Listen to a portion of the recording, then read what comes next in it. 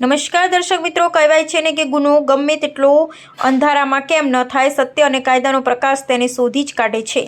શહેરમાં વાહન ચોરોનો આતંક ભલે ગમે તેટલો હોય, પણ ગુજરાત પોલીસની ખાખી વર્દી સામે તેમની ચાલાકી કામ નથી આવતી।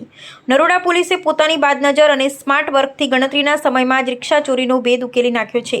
નરોડાના પીઆઈ શ્રી સીવી નાયક અને પીએસઆઈ વીઆર ચૌધરીના માર્ગદર્શન હેઠળ પોલીસે આ શાનદાર ઓપરેશન પાર પાડ્યું છે। પોલીસ કોન્સ્ટેબલ સુરેન્દ્રસિંહ અને રમેશભાઈને મળેલી પાક્કી બાતમી અને સીસીટીવીના આધારે નરોડા ગેલેક્સી 4 રસ્તા પાસેથી એક શંકાસ્પદ રિક્ષાને પકડી પાડવામાં આવી છે। આ કેસમાં પોલીસે રાહુલ ઉર્ફે નંદી નામના 25 વર્ષીય આરોપીને ઝડપી લીધો છે। એટલું જ નહીં, આરોપી પાસેથી પોલીસે 60,000 રૂપિયાની કિંમતની GJ 27 TA 1223 નંબરની બજાજ કંપનીની CNG ઓટો રિક્ષા પણ જપ્ત કરી છે।